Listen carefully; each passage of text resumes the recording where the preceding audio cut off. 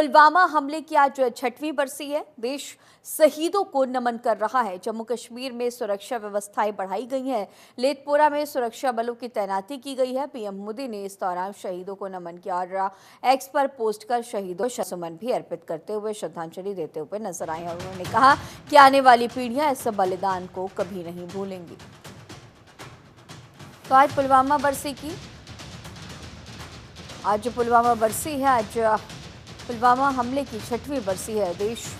पूरा देश उन सभी जवानों को नमन कर रहा है।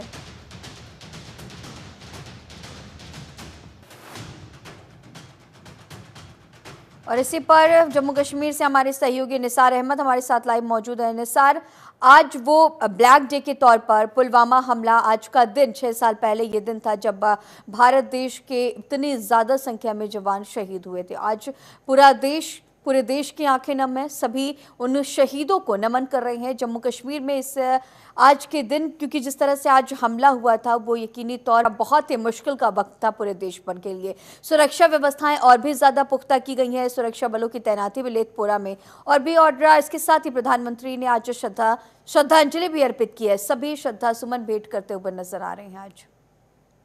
जी बिल्कुल गरीब, अगर बात की जाए तो जिस तरह से न सिर्फ देश भर में बल्कि पूरे जम्मू कश्मीर में भी आज का दिन बड़ा ही एक ऐतिहासिक दिन माना जाता है, क्योंकि आज के ही दिन, आज से तकरीबन 6 साल पहले जब पुलवामा अटैक हुआ था, जिसमें 40 के करीब जो सीआरपीएफ के जवान वहां पे कुर्बान की है देश के हित के लिए, जम्मू कश्मीर के हित के लिए। तो आज जिस तरह से जो यहाँ पे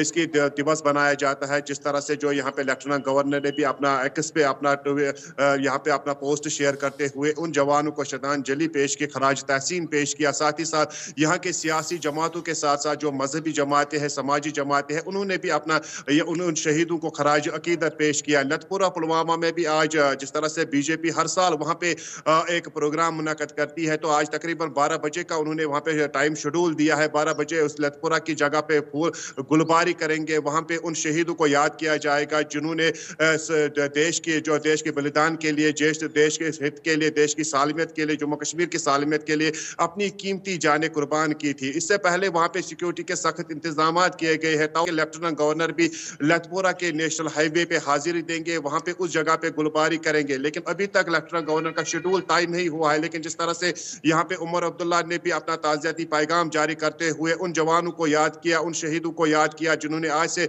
6 साल पहले पुलवामा अटैक में अपनी जान कुर्बान की थी। जिस तरह से यहाँ के जो सियासी जमातों के साथ साथ जो मजहबी जमातें हैं, चाहे मजहबी जमातों ने भी अपना ताज़ियती पैगाम यहाँ पे जारी करते हुए उन 40 जवानों को याद किया है और उनके हक में दुआई मगफिरत भी की है। लेकिन जिस तरह से अगर देखा जाए तो पुलवामा अटैक के बाद काफी यहाँ पे जिस तरह से जो तब्दीलियां पैदा हो गई थी, जिस तरह से यहाँ पे सिक्योरिटी को बढ़ा दिया गया था, उससे पहले भी उसके याद में भी यहाँ पे तकरीबात मुनक्कद की जा रही। यहाँ पे जो सीआरपीएफ के जो जवान है, सीआरपीएफ के जितने भी यहाँ पे जो कैंपस मौजूद है, जो बटालियन मौजूद है, उनके जो कैंपस में भी आज तरह तरह की तकरीबात यहाँ पे मुनक्किद की जाएगी और साथ ही साथ उस जवानों को भी याद किया जाएगा। फिलहाल जिस तरह से जो पुलवामा जिस नेशनल हाईवे पे लेथपोरा के नजदीक जो अटैक हुआ था, वहाँ पे पूरी तरह से आज के दिन उस एरिया को, उस जगह को वहाँ पे गुलबारी की जाती है और गुलबारी करने का मकसद यही है कि उन जवानों को याद करना है जिन्होंने आज से 6 साल पहले एक अजीम कुर्बानी पेश की थी। जी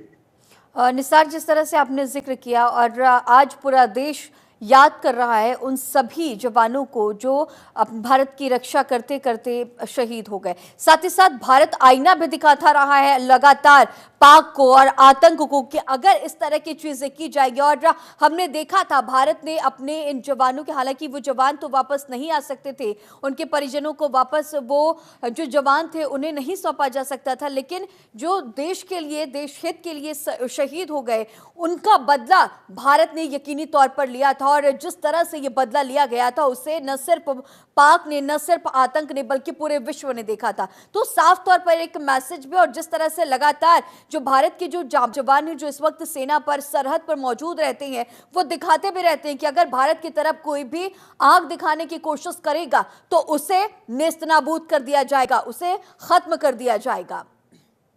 जी, यकीनी तौर पर अगर देखा जाए तो जिस तरह से जो दुश्मन अनासिर है, चाहे बॉर्डर के उस पार से या दूसरी कोई ताकतें जम्मू कश्मीर के साथ-साथ मुल्क भर के अमन और अमान की सूरत-ए-हाल को बिगाड़ने के लिए हर मुमकिन तैयार रहते हैं, हर मुमकिन अपने मंसूबे बनाते रहते हैं। लेकिन जिस तरह से जम्मू कश्मीर के बॉर्डरस एरियाज़ की बात की जाए, तो वहाँ पे हर तरह से पूरी तरह से यहाँ पे जो सिक्योरिटी फोर्सेज़ है, वो पूरी तरह से तैयार है।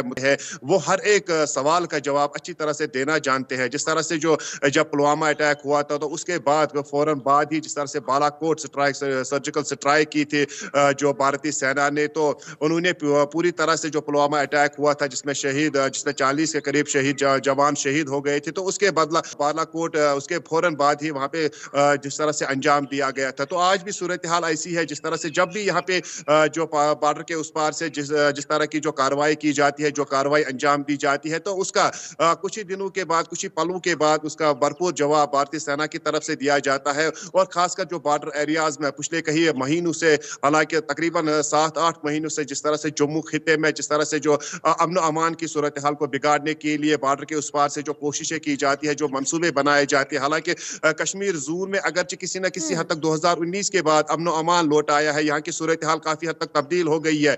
लेकिन जिस तरह से जो मिलिटेंट ऑर्गेनाइजेशन है, उन्होंने भी अपनी जो तौर तरीका है वो भी ठीक है तब्दील किया है। निसार। उन्होंने जम्मू खिते में अपना कयाम किया है, वहां पे अक्सर हम्म। बेशतर वो करने की कोशिश करते हैं, लेकिन यहाँ पे सिक्योरिटी निश्चित फोर्सेस तौर पर पूरी जो तरह से भारत के हर जवान वक्त हैं तैयार है। वो सीधे पलट के जवाब देने में पूरी तरह से ताकतवर भी हैं और वो तस्वीर भी हम लगातार देखते रहते हैं। निसार, आगे भी आपसे अपडेट्स लेंगे। फिलहाल तमाम के साथ बने रहने के लिए आपका बहुत शुक्रिया।